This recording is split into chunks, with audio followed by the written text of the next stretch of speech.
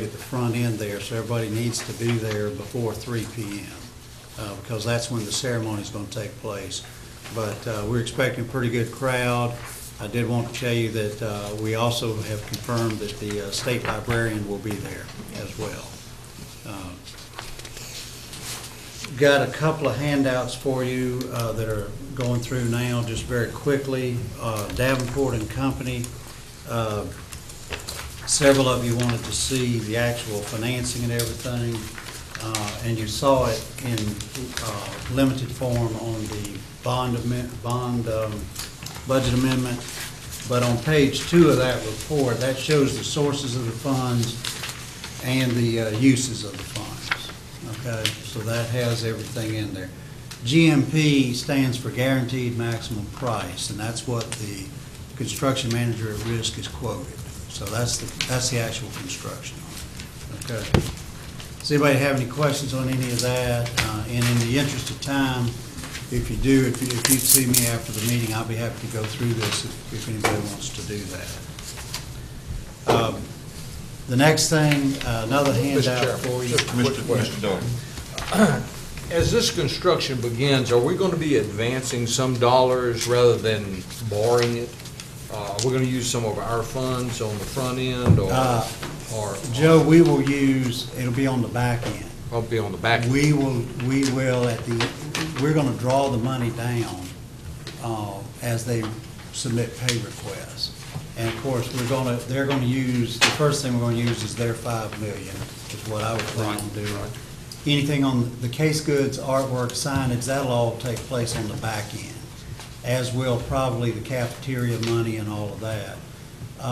But as you do the construction on the back end, we'll have to front $1.2 million, which is the sales tax money. So we'll front it for a few months until we file for that and get it back. But beyond that, all the money is accounted for here with the borrowing. Yeah, but as they are needing monies, I take it, it's going to be kind of like a drawdown. We're not going to borrow the entire $38 million right up front. No, you're borrowing the entire 38. Oh, you are? Right now. So you get all the money up front? Yes. Okay. When I said draws, they will draw it against us. Okay, And okay. then But we we're going to will- get all of the funding up front. Yes. So the clock starts. It's probably there now. Okay. Yeah. Clock's already started. All right, sounds good.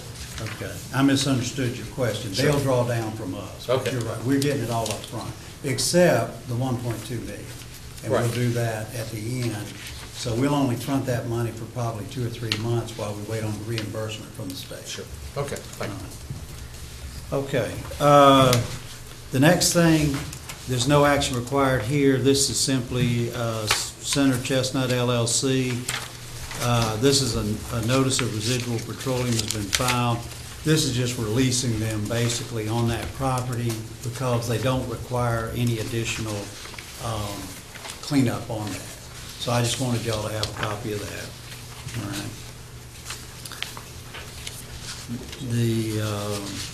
Where is this property? Right there beside It's GOP. 149 South Center Street, Goldsboro. Right there beside GOP. It is, because they're gonna turn that into a bar of some sort. There where the old station was? Yeah. Oh, okay, okay. All right.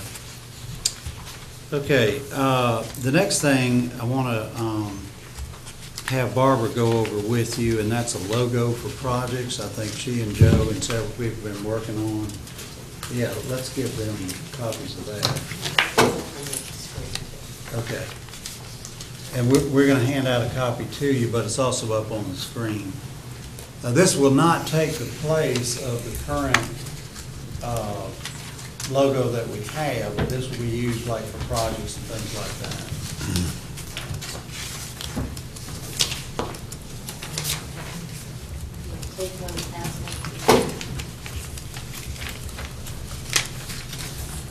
Yeah, we got that.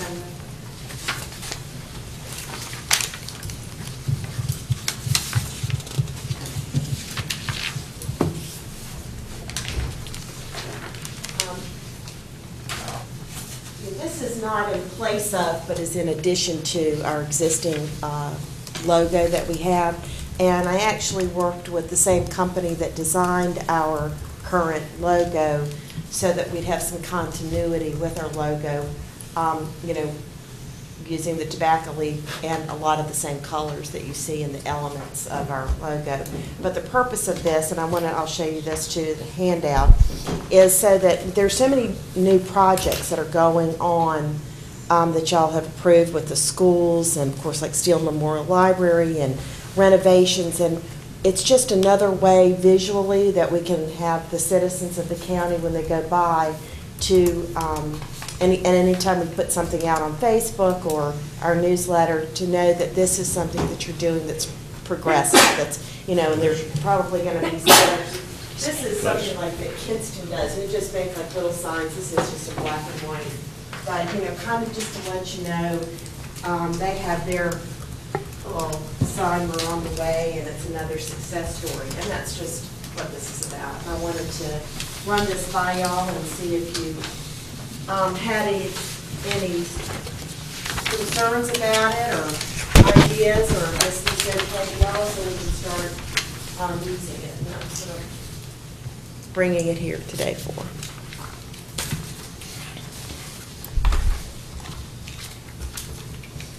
Anybody have any questions? Mr. Chairman. Mr. Doherty? One of the things that I have found from my own daughters,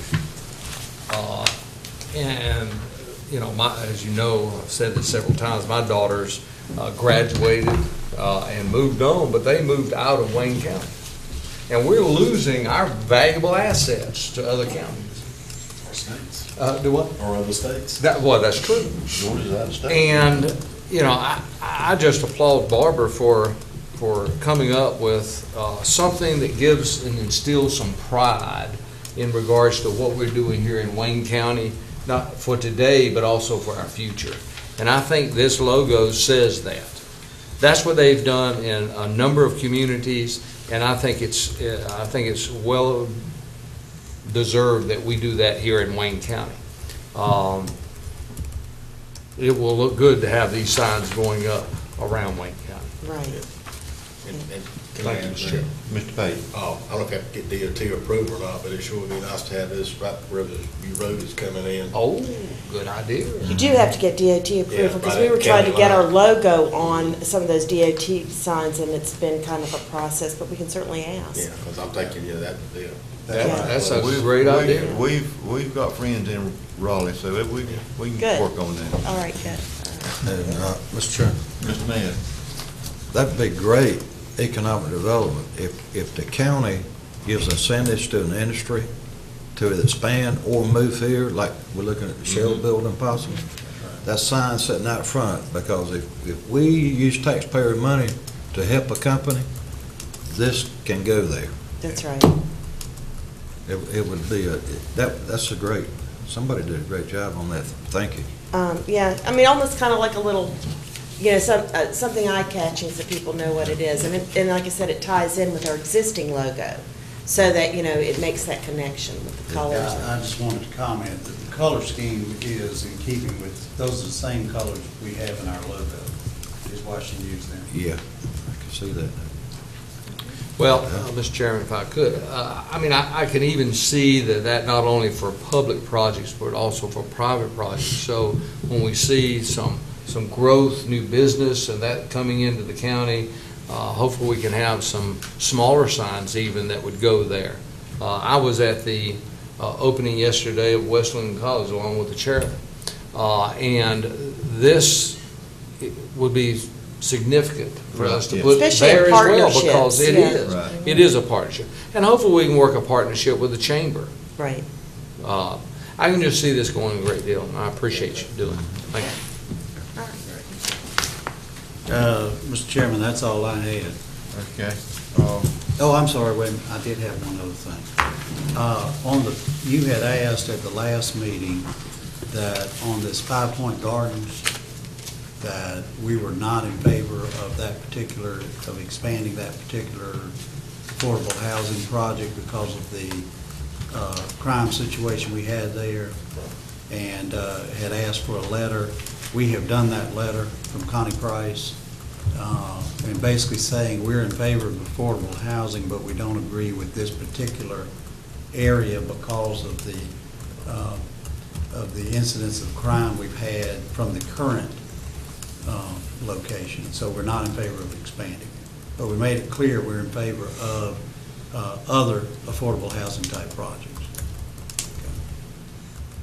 And if anybody would like a copy of this letter, I should have made copies for you, but I didn't get that made. So if anybody would like a copy of the letter, we can do that. We'll put it in their mailbox for next Okay. time. That's all I had, Mr. Chairman. Okay. Commissioners, committee reports and comments. Mr. Bell? Mr. Chairman, in the interest of time, and since Commissioner Cromartie and Mr. Doherty may want to talk about Medicaid, I'll yield. Mr. Pate?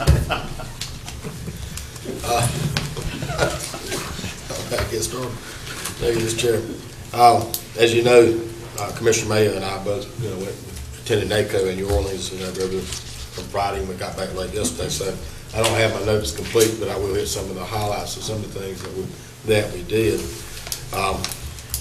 We went to the Economic Development Steering Committee to start off with, and we talked to folks who, at BEA who have a lot of statistics that I've never looked at before that can really help us in economic development. Found out in our caucus breakfast, the UNC caucus breakfast, that we had 150 people that attended from North Carolina, which was one of the strongest groups from all over the country. And I went to a veterans meeting, which was very interesting. We had our annual business meeting, which looked like a political convention, I can assure you, and it really was. And I voted for you, by the way. One thing that I will speak about it just a little bit is we saw a presentation on broadband to to a rural economy, to a rural area. We have pockets in this county, and I'm going to use Seven Springs as an example, which is in my district, that is having trouble moving forward economically because they don't have internet and can't get it.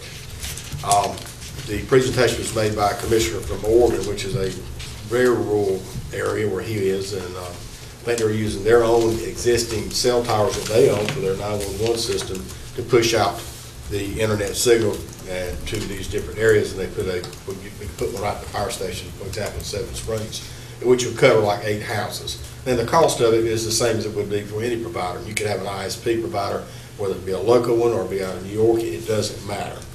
And his county was charging $6 per household for the use of the county equipment, so they really weren't making any money, they're just covering their cost. And I really think that's something that we need to look at. If those internet providers, I can't remember which one it is in the Seven Springs area that stopped at the bridge, if they're unwilling to come across the bridge to support those people in that town, then we need to look at another alternative. Don't want to compete with private industry yet. If they're not going to provide the service, then we need to try to help people in our communities. And that's not the only place. And I think Commissioner Gurley down there said that the city of Wilson is doing something similar, so we may need to talk to them. But hopefully I could put either yourself, Mr. Wood, or our IT people in touch with, his name was Michael Smith, as I remember. I think you have his card, don't you, Mr. Mayo? Yes, I do.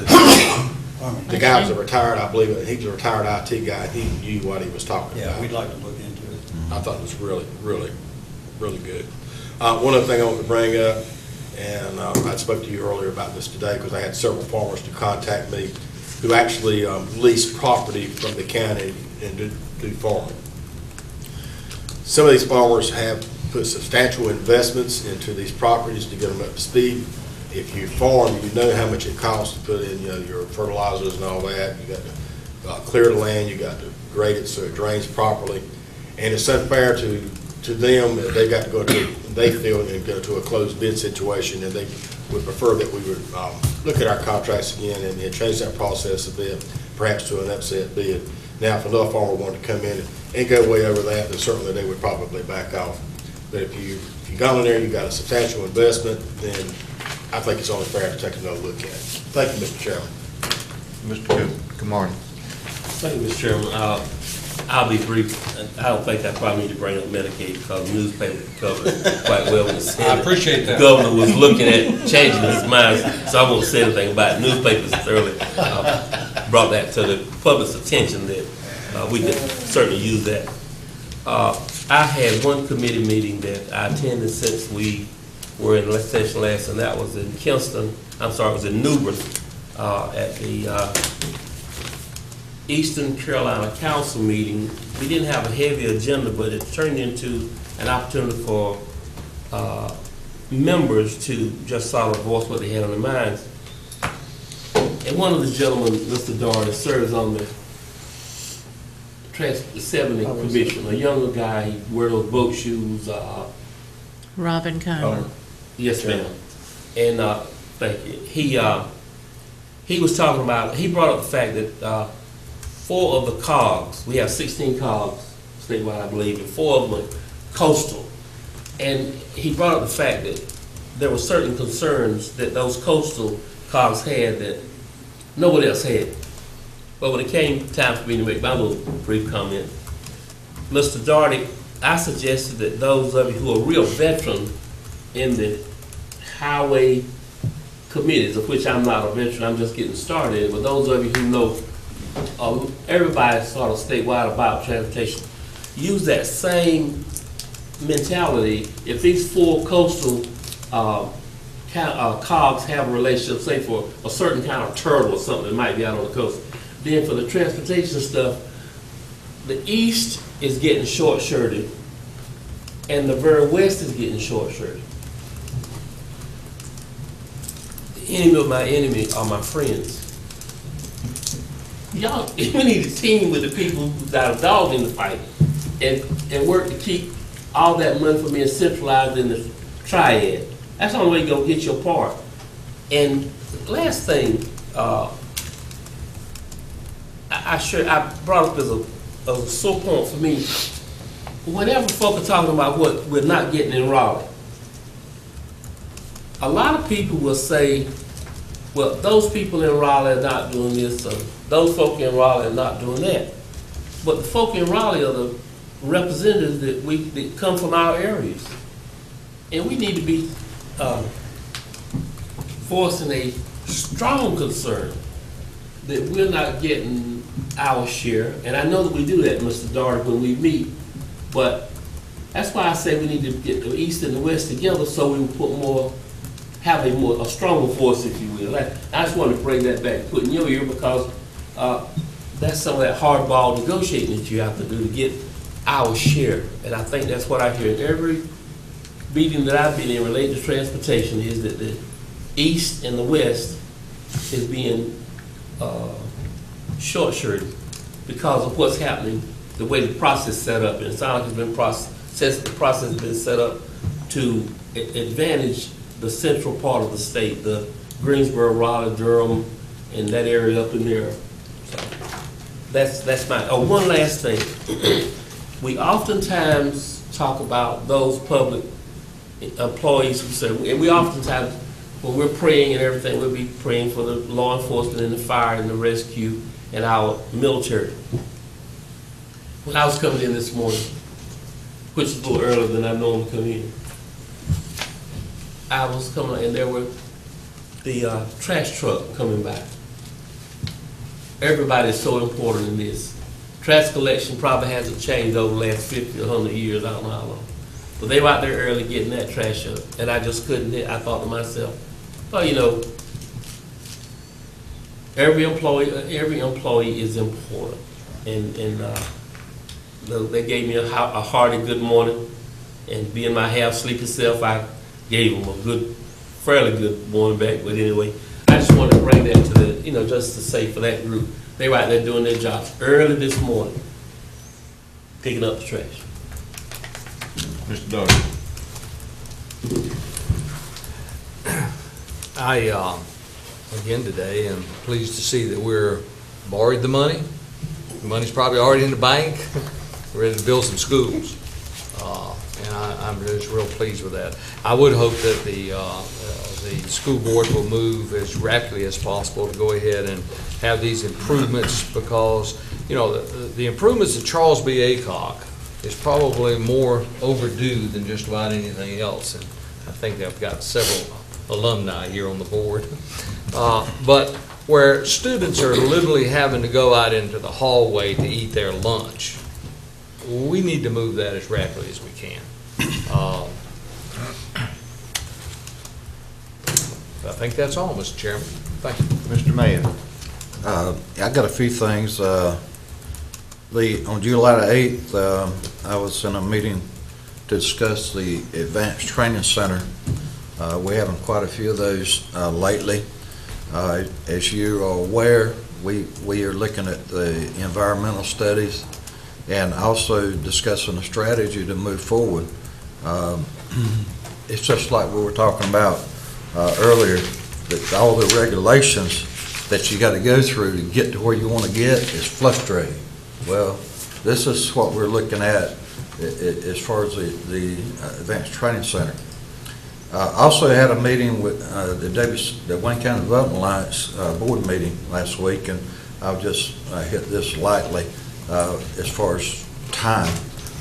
Kevin Cornelia was voted as chairman of the Wayne County Development Alliance. Chuck Allen was voted vice chairman. After that, the executive committee, I'm on the WCDA executive committee, which is Neil Benton, Gray Morgan, and myself, and of course, our county manager is on there with us. We hired Sanford Hohauser Economic Development Consulting, which is Ernie Pearson, to conduct the executive search to fill the vacancy of Joanna Helms as president of the Wayne County Development Alliance. And this was pre-approved by the commission board, if you remember the last meeting. So this search should take about 60 to 90 days. As Commissioner Pate has already referenced, the National Association of Counties in New Orleans, the workshops, and we'll be sharing some things with you in future meetings, but the workshops, telecommunications and technology, economic workforce development, legislative update on federal legislative and policy issues which are impacting counties. But I think just I want to share with you just one highlight, a business meeting that was an hour and a half on one item. There was a resolution that was proposed for Congress to increase the minimum wage across the United States. That was a resolution. And boy, you talking about setting up a fire. You ain't kidding. Well, what happened is that it finally was amended after an hour and a half. It was amended to urge Congress to address the minimum wage issue. Okay? And that passed 2,396 for, 1,309 against. North Carolina vote was 144 for and 88 against. So the wording was changed to where the amended motion urged Congress to address the minimum wage. So that was a hot topic for about an hour and a half. So we'll be sharing some things. We'll be sharing some things in the future. The other thing I wanted to address is that we've been talking about transparency and as far as the board is concerned and what we are as commissioners. And I like to take this time to be transparent as a commissioner. I just want to say that I've been on the appointment committee for 2.5 years. 1 year in 2012, I did not have the votes. I was the only one that was on the 3-member board at that time. And I've been a chairman for the last year and a half. And during that time, I've had a lot of people come up to myself and say, you know, looks like you're doing a great job, but you know, you're going to cause some issues if you do your job.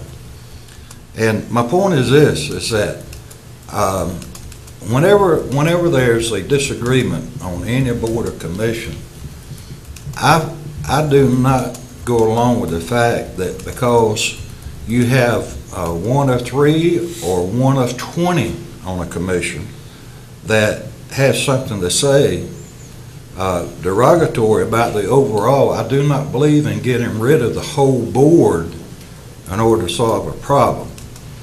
So from that standpoint, I just want to say that I want to make it clear to the public that as far as I know, because nobody's told me any different, that I was not taken off the appointment committee and as chairman because I did anything wrong.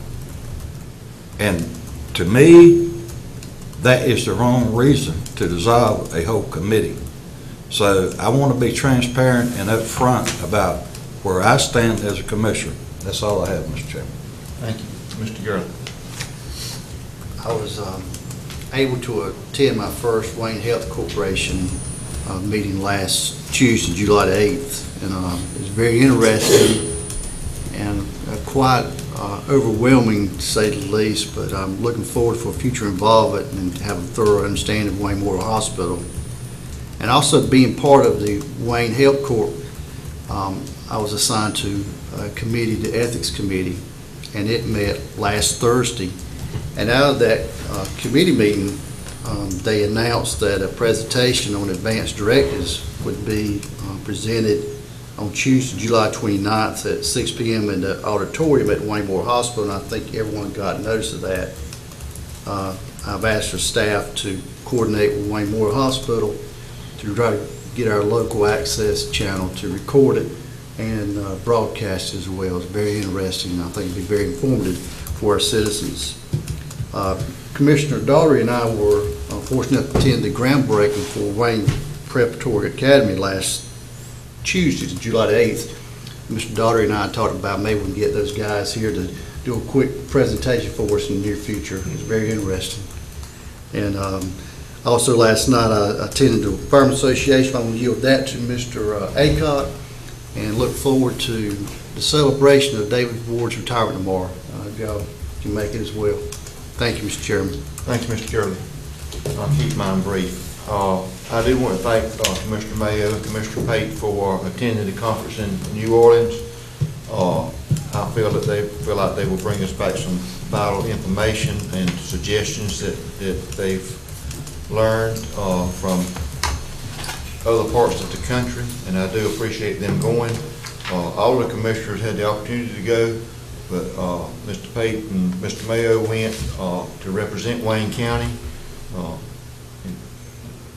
Quite a bit of savings to the county, Mr. Herring, because only 2 went instead of 7. And I do want to thank Mr. Mayo for going. Also, the comment Mr. Camardi made a while ago about the East and the West joining together. We have got a great asset that we can rely on. Former Commissioner Steve King is in charge of the eastern region of North Carolina from 95 East, and even though he's not a part of this board now, he is a resident of Wayne County. I feel like that he's going to represent all of the counties east of 95, but just remember he's got a lot at stake in Wayne County by living here. So, and I feel like that that's going to be one of our go-tos in eastern North Carolina and Wayne County. Like Mr. Gurley said, well, last night we attended the Fireman Association at Indian Springs. It was enlightening for me to, and I did not know it was going to be on the program, but Steve Hamilton, the director of Wayne Water, which is 5 of the sanitary districts in the county, was there and presented a program to the Fireman Association, encouraging the 2 groups to work together. The primary objective of the sanitary district is to supply water, not necessarily commercial, but residential consumption. But they also have seen the need for expanding the size of the water lines and all. And he elaborated on cooperation with the fire departments and the water districts in maintaining the fire hydrants. They've agreed to supply the paint if the fire departments will go out and help them maintain them, and they're wanting input from the different districts on problems with fire hydrants. It was very, very encouraging to see those two groups working together. Also, we now have 26 fire departments in the county. Had 28, but we're down to 26 because of the mergers. And also, most of the departments were represented last night. But just for y'all's information, when we say the Wayne County Firefighters Association, that also includes the Forester Service, Wayne Community College, Seymour Johnson. And it makes you feel good when you go to a meeting and Seymour Johnson is representative. Their fire chief is civil service, but most of their actual firefighters are enlisted people. And the chief always has some enlisted people with him at an association meeting. And it's good that the county and the base is working together on that. And also, comment Mr. Mayo made about the appointment committee. I want to thank Mr. Mayo, Mr. Pate, and Mr. Bell for serving on the appointment committee as long as they did. They did a good job, but I based my decision on what I did on comments that was made to me after one of their meetings, and that's what I based my decision on. But I do want to thank those three gentlemen for serving on the appointment committee and doing an outstanding job. And that's all my comments. Thank you. Anyone else have anything? Do I have a motion? Motion to adjourn. I have a motion on the floor to adjourn. Any discussion? Not all in favor, show sign of right hand. Motion unanimous.